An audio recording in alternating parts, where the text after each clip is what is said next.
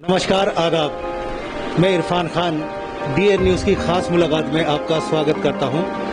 DN news की खास मुलाकात में आज हम मुलाकात करने आए हैं समाज सेवी जो पिछले 1.5 वर्षों से समाज की सेवा करते आ रहे हैं। लॉकडाउन पीरियड में गरीब तबके के लोगों को कच्चा राशन हो या पका हुआ खाना तकसीम करते नजर आ रहे हैं। इसके अलावा आसिफ चौधरी समाज की भलाई के लिए 24 घंटे तत्पर रहते हैं। गरीब जो लोग हैं उनकी बेटियों की अगर शादी हो उसमें भी बढ़ चढ़ के हिस्सा लेते हैं। आसिफ चौधरी जनशक्ति एनजीओ के नाम से जो संस्था है वो चलाते हैं। जनशक्ति एनजीओ के माध्यम से ही गरीब लोगों की मदद करते हैं। हमारे साथ मौजूद है खास मुलाकात में आसिफ चौधरी। उनसे जानते हैं आखिर ये जो समाज सेवी का जो जज्बा है उनमें कब से जागा है और कब से वो लोगों की जो सेवा है वो करते आ रहे हैं, और जो जनशक्ति एनजीओ है उसका निर्माण जो किया था उन्होंने वो कब किया था और कब तक लॉकडाउन जैसे अब समाप्त हो गया है, अनलॉक की प्रतिक्रिया शुरू हो गई है, कब तक ये सिलसिला जारी रहेगा जनशक्ति एनजीओ का। आसिफ चौधरी जी, आपका बहुत बहुत स्वागत है। आसिफ चौधरी जी, सबसे पहले हम ये जानना चाहते हैं जनशक्ति एनजीओ जो आपने बनाई थी संस्था, ये कब से स्टार्ट की थी, कब से शुरुआत की थी?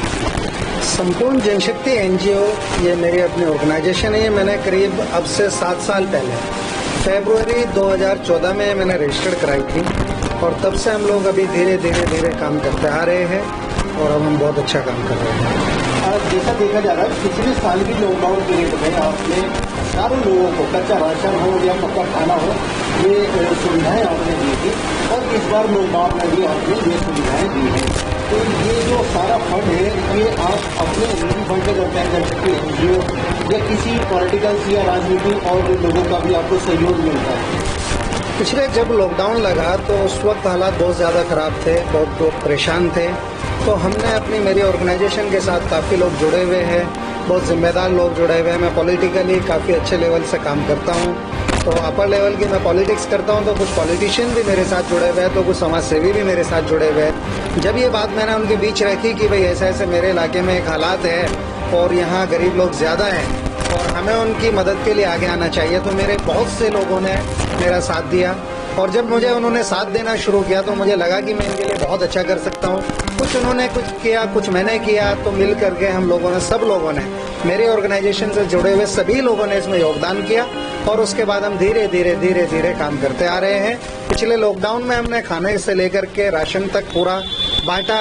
उसके बाद जैसे ही लॉकडाउन हट गया, लॉकडाउन हटने के बाद भी हमने ये देखा कि भाई गरीब आदमी तो गरीब ही है, जिसे खाने की परेशानी थी उसे तो अभी भी है, क्योंकि काम तो चल नहीं रहे हैं, रोजगार छिन गया है, लोग परेशान है हाल है, तो वो गरीबी तो खत्म नहीं हो जानी है खाली लॉकडाउन हट जाने से। फिर मैंने इसे कंटिन्यू रखा और तब से आज तक, लॉकडाउन भी आया बीच में, लॉकडाउन खत्म भी हो गया, लेकिन हमने आज तक शुरू रखा। आसिफ चौधरी जी, ये प्रेरणा आपको कहाँ से मिलेगी कि गरीब लोगों की जो है मदद की जानी चाहिए? जैसे में लॉकडाउन है, बेरोजगारी का आलम है, लोग त्राही मच रही है चारों तरफ, लोग रोजगार से परेशान है, लोगों का खाने को नहीं। कहाँ से ये आपने प्रेरणा मिली, कहाँ से आपने ये? देखिए, मैं जिस इलाके से आता हूँ ये सीरमपुर का इलाका है और ये की हेक्स कहलाता है, जो कि बस्तियों का इलाका है। ये सलम एरिया के अंदर आता है और यहाँ गरीब लोग इतने हैं। तो मैं जब यहाँ छोटा सा था तो पढ़ता था, तब से ही मैं एक मेरे अंदर जज्बा था, जुनून था कि कुछ ना कुछ किया जाना चाहिए।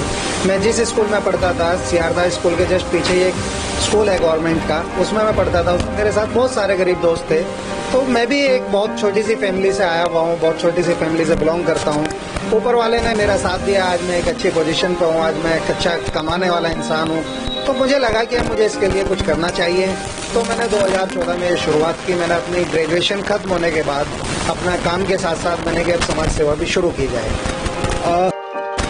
आसिफ चौधरी जी, अहम सवाल ये है कि जब कोई संस्था लोगों की भलाई में आगे आती है तो कहीं ना कहीं उनका मकसद पीछे से राजनीति में, सियासत में जाने का होता है। क्या आपका भी ऐसा कोई मकसद है सियासत में जाने का? देखिए, मेरा अपना एक मानना है, मेरी अपनी एक सोच है कि जब तक काम करने वाले लोग और अच्छे एजुकेटेड लोग राजनीति में नहीं आएंगे तब तक हम लोग पिछड़े हुए ही रहेंगे, क्योंकि अच्छे लोगों को जब आप राजनीति में आने ही नहीं दोगे तो बुरे लोग तो ऑटोमेटिक हमारे ऊपर राज करेंगे, और जब बुरे लोग हमारे ऊपर राज करेंगे तो हमारा अच्छा कैसे हो सकता है। तो मेरा खुद की मंशा ये है कि मैं खुद, मेरी अपनी दिली तमन्ना है कि मैं चुनाव में आऊं, मैं राजनीति में आऊं और एक अच्छी जगह पर आकर के अच्छा काम करूं, जिससे कि मुझे लोगों की भलाई करने का मौका मिले। अभी देखिए क्या है, सरकार के साथ जो लोग जुड़े हुए हैं, जो चुनाव जीत करके आते हैं, जो सरकार के नुमाइंदे हैं, जो हमारे रिप्रेजेंटेटिव है, जो हमारे विधायक है, जो हमारे काउंसलर्स है, ये लोग सरकार के पैसे से, हमारे पैसे से काम करते हैं और उसके बाद लोगों के ऊपर एहसान जताते हैं कि भाई ये हमने काम कर दिया। भाई एक बात आप मुझे बताइए, जब आप लोगों को पैसा हम लोग दे रहे हैं एज ए टैक्स पेयर, सरकार आपको पैसा देती है काम करने के लिए, तो आपका एहसान किस चीज का? आपकी तो रेस्पॉन्सिबिलिटी है। आप रेस्पॉन्सिबिलिटी अपने परफॉर्म अगर नहीं कर पा रहे हो तो एहसान क्यों दिखा रहे हो? मेरा अपना ये मानना है कि अगर मुझे कभी ऐसी जिम्मेदारी मिली तो मैं उस चीज का बहुत अच्छे से इस्तेमाल करूंगा, उस मौके का सही इस्तेमाल करके अपने लोगों के लिए ज्यादा से ज्यादा कोशिश करूंगा। अभी तो हम अपनी प्राइवेट फंडिंग से काम करते हैं, अपने मिलजुल करके काम करते हैं। हम लोग एक बार को ये कहे कि भाई हम कुछ काम कर रहे हैं तो माना जा सकता है कि भाई हम कुछ कर रहे हैं, लेकिन एक सरकार का आदमी, एक विधायक, एक काउंसलर ये कहे कि मैंने कुछ कर दिया, अरे भाई तुम कौन हो तो करने वाले? आप हमारे ही पैसे से काम करके हमारे ही ऊपर रोक झाड़ते हो। हम लोग करते हैं, हम एक बार को ये कह सकते हैं कि भाई चलिए। अगर आपको पॉलिटिक्स में आने का मौका दिया तो किस पार्टी को आप चुनना पसंद करेंगे? किस पार्टी को जाना? देखिए, मैं एक ऐसी पार्टी चुनना चाहूंगा जो सांप्रदायिक ना हो, एक समाज को, सबको एक साथ लेकर के चलना चाहती हो। अभी मेरा अपना खुद का मानना है कि मैं कांग्रेस के साथ जुड़ना चाहता हूँ। कांग्रेस जब तक थी तब तक काम हुए थे, उसके बाद अभी थोड़ा मुझे लग रहा है कि जब से कांग्रेस गई है, मैं समझ रहा हूँ हमारे इलाकों में काम नहीं हो रहे हैं। कांग्रेस हो, आम आदमी भी काम अच्छी करती है, लेकिन अगर मुझे मौका जिससे भी पार्टी से मिलता है, मुझे करनी है लोगों की मदद। कोई तय नहीं, डिसाइड नहीं किया किस पार्टी से जाएंगे। दूसरा सवाल ये है आसिफ चौधरी जी, आपके जनशक्ति एनजीओ ने अब तक कितनी गरीब लड़कियों की शादी में हिस्सा लिया? देखिए, गरीब लोगों की लड़कियों की शादी में तो हिस्सा मैंने बहुत कम लिया है। अभी मैंने 5 से 7 लोगों की शादियां ही करवा पाया हूं मैं, क्योंकि हमारे पास फंड की भी कमी होती है।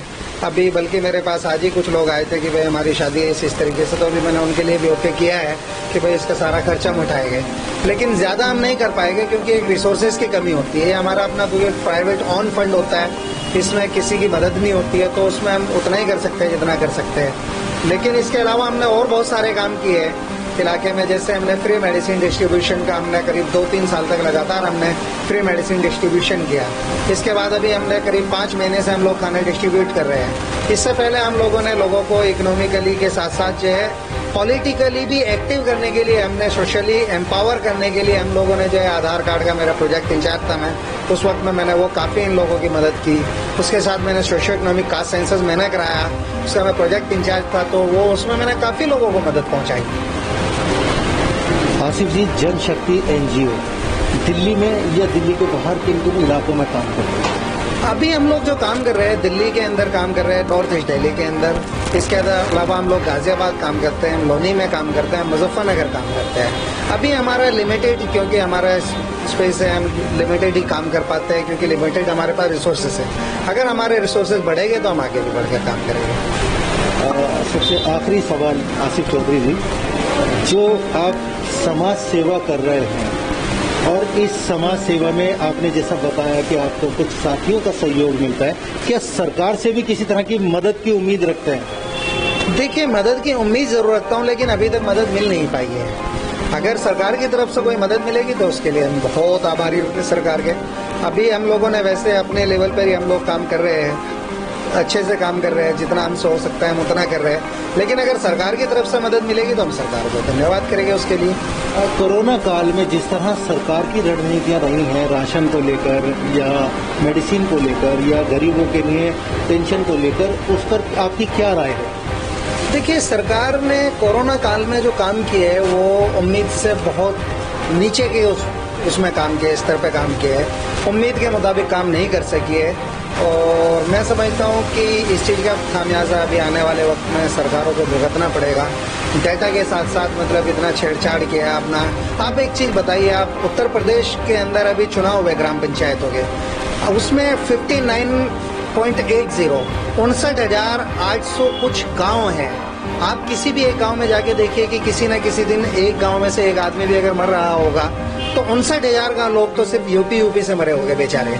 लेकिन लोगों का डाटा इस तरीके से छिपाया गया कि 70 हजार लोगों की डेथ आप 3 4 हजार लोगों को दिखा करके एक खिलवाड़ कर रहे हो। छोटे से राज्य से, उत्तर प्रदेश जैसे राज्य से 70 हजार लोग की मौत हो जाती है और उनके घर वालों के ऊपर क्या बीत रहा होगा कि उनके जो है लोगों की मौत हो जाने के बाद उन्हें शो तक भी नहीं किया जा रहा। बहुत दुर्भाग्यपूर्ण है कि हमारे यहाँ ऐसा हो रहा है, डाटा के साथ खिलवाड़ हो रहा है, सरकार अपनी मनमानी कर रही है। ये बंद होनी चाहिए, एक सही और सच्ची सरकार होनी चाहिए। कम से कम आपदा है मान लिया, बीमारी है मान लिया, लेकिन आप कम से कम सच्चाई तो लोगों के सामने रखिए। आप लोगों के जज्बातों के साथ खेल नहीं सकते हैं, क्योंकि जिस आदमी के घर से किसी की मौत होती है उस पूरे परिवार से पूछ के देखिए कि मौत होती क्या है। आप उसकी मौत का भी मजाक उड़ा रहे हैं, आप उसकी मौत को मौत मानने के लिए तैयार नहीं है। बहुत बड़ी शर्म की बात है हमारी सरकारों के लिए और इसके ऊपर मेरे हिसाब से ध्यान देना चाहिए। बहुत बहुत शुक्रिया।